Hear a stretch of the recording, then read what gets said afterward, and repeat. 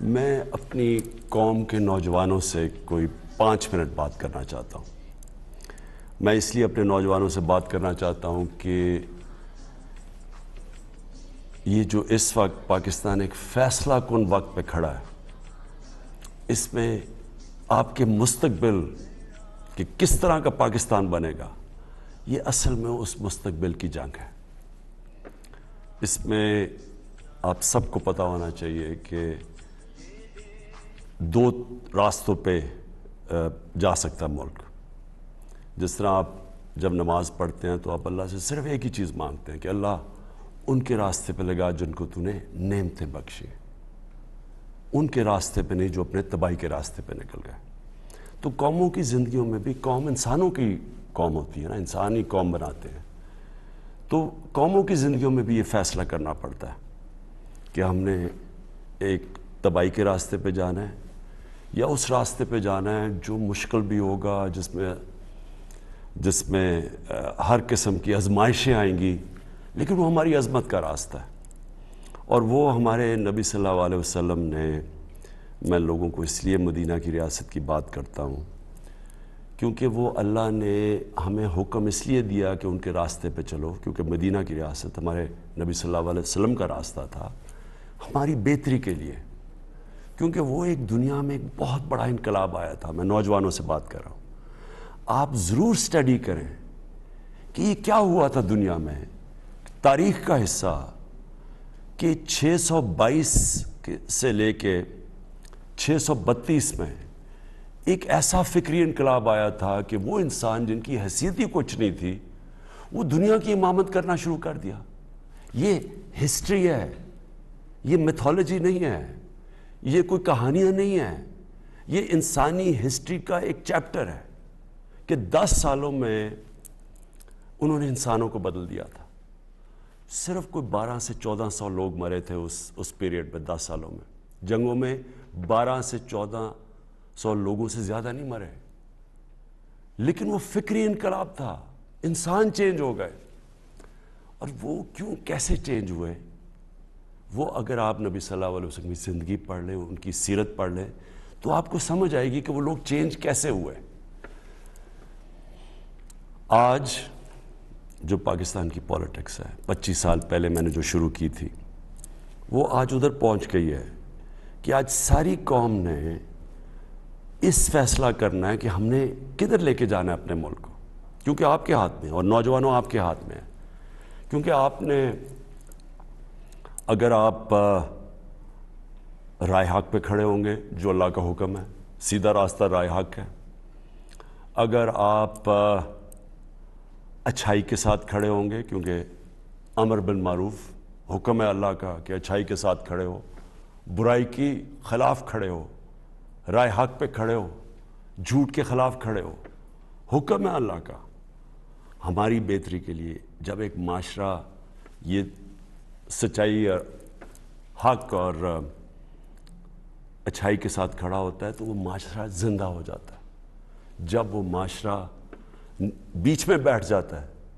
کہ اچھا جی مجھے تو کچھ نہیں ہے، تو میری زندگی کو تو کوئی فرق نہیں پڑ رہا، وہ جب انیکٹیو ہو جاتا ہے، جب وہ کچھ کرتا نہیں ہے، اصل میں وہ برائی کے ساتھ کھڑا ہو جاتا ہے۔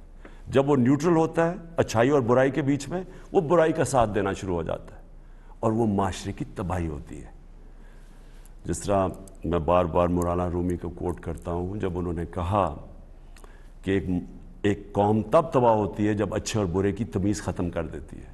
وہ ختم کب کرتی ہے؟ کہ جب وہ نیوٹرل ہو جاتی ہے، فیصلہ ہی نہیں کرتی، جب دیکھ رہی ہے کہ ایک طرف ملک کے اوپر کتنی بڑی سازش ہے، اور ثابت ہو گیا سازش کہ بکروں کی طرح نیلامی ہو رہی ہے سیاستدانوں کی جو ملکی لیڈرشپ ہے، اور ان کو خریدا جا رہا ہے ایک گورنمنٹ کو گرانے کے لیے۔ باہر کی سازش، باہر سے سازش شروع ہوئی، یہاں میر جعفر اور میر صادق بیٹھے ہوئے ہیں سودا کرنے کے لیے اپنے ذاتی مفادات کے لیے، ان کے ساتھ مل کے اور گورنمنٹ گرائیں۔ تو آپ ساری قوم کے پاس، نوجوانوں آپ کے لیے خاص طور پہ، آپ کے پاس یہ نہیں کہ آپ چپ کر کے بیٹھے رہیں، آپ کو فیصلہ کرنا ہے، جو بھی آپ سمجھتے ہیں اچھائی کدھر ہے، برائی کدھر ہے، آپ کو فیصلہ کرنا ہے۔ لیکن آپ چپ کر کے اگر بیٹھیں گے، آپ برائی کا ساتھ دیں گے۔ میں یہ چاہتا ہوں کہ آپ سب احتجاج کریں، آپ سب اپنی آواز بلند کریں. یہ جو سازش ہو رہی ہے میرے لیے نہیں، اپنے مستقبل کے لیے. اگر یہ کامیاب ہو جاتے ہیں تو یہ کیا ہوگا؟ اس کا مطلب کہ کسی باہر کی قوت کو اگر ملک کی لیڈرشپ نہیں پسند، ملک کا پرائم منسٹر نہیں پسند، تو کیا وہ 15-20 ارب روپیہ خرچ کر کے گورنمنٹ کرا دے گا؟ ایک نیوکلیر آرم پاکستان کی لیڈرشپ چینج ہو سکتی ہے. باہر کی قوت تھوڑے پیسے دے، ان کو بکروں کی طرح خریدے، ضمیر فروشوں کو، اور گورنمنٹ کرا دے. تو یہ تو آگے اس ملک کا تو کوئی مستقبل نہیں ہے. اور آپ کو میں نوجوانوں اس لیے کہہ رہا ہوں، آپ کو کوئی مستقبل نہیں ہے اس پاکستان میں، تو کوئی مستقبل نہیں ہے آپ کا. اس لیے تو جو زیادہ پڑھ لکھ لیتا ہے وہ باہر چلا جاتا ہے. لیکن یہ آپ کا ملک ہے، اس کے لیے آپ کو لڑنا پڑے گا. اور جب میں کہتا ہوں احتجاج، یہ آپ کا حق ہے. میں ایک زندہ معاشرے کی بات کر رہا ہوں، برطانیہ زندہ معاشرہ، کیونکہ میں یونیورسٹی بھی وہاں گیا اور میں بڑے اچھی طرح اس معاشرے کو جانتا ہوں. جب انہوں نے ناجائز طریقے سے جھوٹ بول کے ویپنز آف میس ڈسٹرکشن کا نام لے کے عراق کے اوپر حملہ کیا، تو 20 لاکھ لوگ نکلے احتجاج کرنے کے لیے. پرامن احتجاج، کوئی گملہ نہیں ٹوٹا، کوئی توڑ پھوڑ نہیں، پرامن احتجاج. کیونکہ انہوں نے کہا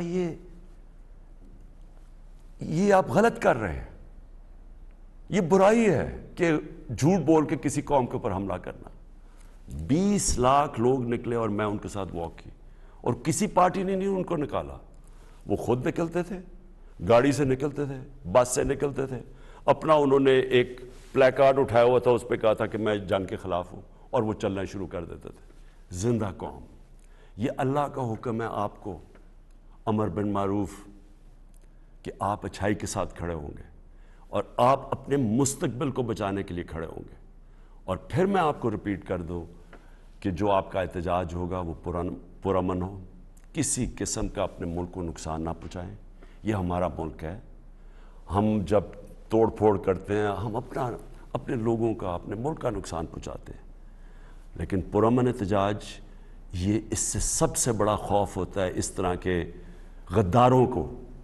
اس طرح کے غداروں کو جب پتہ چلتا ہے، یہ سب سے بڑا، جب قوم ایک کھڑی ہو جاتی ہے سچائی کے ساتھ، حق کے ساتھ، اچھائی کے ساتھ، یہ سب سے بڑا خوف ہوتا ہے ایک معاشرے میں ان لوگوں کو، ان غداروں کو جو اپنے ضمیر کا سودا کر چکے ہوتے ہیں، اپنے ذاتی مفادات کے لیے ملک کو غلام بنا دیتے ہیں. اس برے صغیر کی تاریخ میں بار بار بتا چکا ہوں، میر جعفر اور میر صادق کون تھے. ایک نے، میر جعفر نے انگریزوں کے ساتھ مل کے ایک مسلمان جو حاکم تھا سراج الدولہ، اس کو میر جعفر نے انگریزوں کے ساتھ مل کے گرایا. اس کو فائدہ ہوا ذاتی طور پہ، اور قوم ان کی غلام ہوگی. اور جو مشکلات گزری وہ بنگال کے، اس کے بعد آپ تاریخ پڑھیں، جو لوگوں کا انہوں نے خون چوسا. اور اسی طرح ٹیپو سلطان کو گرانے والا انگریزوں کے ساتھ مل کے میر صادق تھا. تو کبھی تاریخ ان کو نہیں بھولی، ان غداروں کو. اور تاریخ، میں یہ چاہتا ہوں کہ تاریخ ان غداروں کو نہ بھولے. پاکستان کی تاریخ یہ سمجھتے ہیں کہ جی لوگ تھوڑی دیر میں بھول جائیں گے. آپ کی ذمہ داری ہے نوجوانوں، آپ نے ان کو بھولنے نہیں دینا کہ جس طرح کی انہوں نے بے شرمی سے غداری کی ہے اس قوم کے ساتھ. ثابت ہو گیا کہ یہ باہر سے پوری سازش تھی، یہ ثابت ہو گیا. ہمارے پاس نیشنل سیکیورٹی کمیٹی نے، کیبنٹ نے، سب نے وہ ڈاکیومنٹ دیکھ لیا. پارلیمنٹ کی جو سیکیورٹی کمیٹی کی کمیٹی ہے، اس نے یہ دیکھ لیا ڈاکیومنٹ. یہ جو میں آپ کو کہہ رہا ہوں یہ آفیشیل ڈاکیومنٹ ہے کہ عمران خان کو اگر آپ ہٹائیں گے تو امریکہ کے تعلقات آپ سے اچھے ہوں گے. اگر جیسے آپ عمران خان کو ہٹائیں گے آپ کو معاف کر دیں گے. جو بھی آئے گا کوئی نہیں آئے گا. ان کے ساتھ سازش جن کے ساتھ ہوئی، پہلے سے ہی پتا ہے کہ عمران خان ہٹے گا تو وہ شہباز شریف جو اچکن سروائی ہوئے وہ پہنچ جائے گا، جس کے اوپر اربوں روپے کے چوری کے کیسز ہیں، وہ پہنچ جائے گا. اور اس کے بعد ہمارے تعلقات ٹھیک ہو جائیں گے. یعنی کہ وہ وفاداری سے ہماری غلامی کرے گا. اس نے کل ٹی وی پروگرام میں کہہ بھی دیا ہے بیگرز آر ناٹ چوزرز.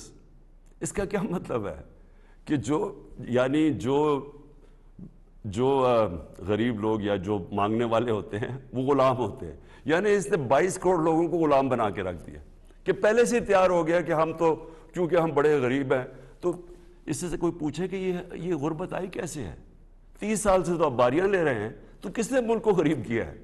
اور کیونکہ ہم غریب ہیں تو ہم غلامی کریں. ان کا وہ ایک خواجہ آج سے وہ سٹیٹمنٹ دیتا ہے کہ جی پاکستان لائف سپورٹ مشین پہ ہے, اس لیے ہمیں امریکہ کی غلامی کرنی پڑے گی. لائف سپورٹ مشین نے کس نے ڈالا ہے پاکستان کو؟ کون وہ حکومتیں جو 30 سال حکومت کر رہے تھے؟ یہی جو 3 اسٹوجز یہ مل کے 30 سال حکومت کر رہے تھے. تو آپ ہی نے تو ملک کو یہاں پہنچایا اور آپ کہہ رہے ہیں کہ امریکہ کی غلامی کرو. تو میں نوجوانوں آپ کو بات جو آخر میں کہتا ہوں, اس کے بعد میں سوالات لیتا ہوں لوگوں کے, کہ دیکھیں قومیں وہ کہتے ہیں نا وہ طفل کیا گرے گا جو گھٹنوں کے بل چلے. پہلے اگر آپ گھٹنوں کے اوپر آپ نے کیا کرنا ہے؟ جو قوم کے اندر خودداری نہیں ہے, جس کی عزت نفس بڑی نہیں ہے, غیرت نہیں ہے, وہ قوم کبھی بھی اوپر نہیں جا سکتی. تو جب آپ نوجوانوں سے میں اس لیے کہہ رہا ہوں کہ آپ نے اس ملک کی غیرت کے ساتھ کھڑے ہونا ہے. آپ ایک جس طرح مولانا رومی نے کہا, اور میں یہ یاد رکھیں, اس میں فلسفہ ہے پورا, کہ جب اللہ نے تمہیں پر دیے تو تم کیوں چونٹیوں کی طرح رینگ رہے ہو؟ اللہ نے آپ کو بڑی عظیم قوم بنایا ہے. پاکستانی جب میں اسکولوں میں تھا تو یہ سب سے تیزی سے اوپر جا رہا تھا ملک. یہ اس طرح کی چوروں نے آ کے اس کو کھا کے اور باہر پیسہ بھیج کے اس ملک کو یہاں پہنچایا ہے. اس میں اللہ نے کسی چیز کی کمی نہیں دی. تو جب آپ کو اللہ نے صلاحیتیں دی ہیں اتنی زیادہ, جدھر باہر جائیں بڑے بڑے عہدوں پہ آؤٹ اسٹینڈنگ پاکستانیز بیٹھے ہوئے ہیں, جو جا کے ان کو جب ایک نظام ٹھیک ملتا ہے اٹھ جاتے ہیں. یہاں ایسے ایسے زبردست پوٹینشل ہمارا ہے. تو ہم کیوں چونٹیوں کی طرح رینگ رہے ہیں ان طرح کے لوگوں کی؟ جب ایک قوم کو اس طرح کے حکمران مل جائیں جن کا صرف مقصد ہو کہ اپنی چوری کرو, چوری کا پیسہ باہر بھجواؤ, باہر کا پیسہ پڑا ہو جن ملکوں کے اندر آپ کی کبھی جرت نہیں ہوگی کہ ادھر سے جو وہاں سے حکم آیا آپ نہ مانے, کیونکہ وہ آپ کا پیسہ ضبط کر لیں گے. جس طرح آج روسیوں کے پیسے اور ان کی پراپرٹی ضبط کی جا رہی ہیں, اس لیے ان کو بھی ڈر ہے. تو یہ ہمیشہ ان کی غلامی کریں گے اور ساری 22 کروڑ لوگوں کو آپ کے مستقبل کو غلام بنا دیں گے. تو میں چاہتا ہوں کہ آج اور کل میں آپ سب کا چاہتا ہوں کہ آپ احتجاج کریں. آپ اپنے ملک کی ایک آزاد خوددار پاکستان کے لیے, ایک آزاد خوددار پاکستان جس میں آپ کا مستقبل ہے, اس کے لیے میں سب کو چاہتا ہوں کہ پرامن آپ سب احتجاج کریں.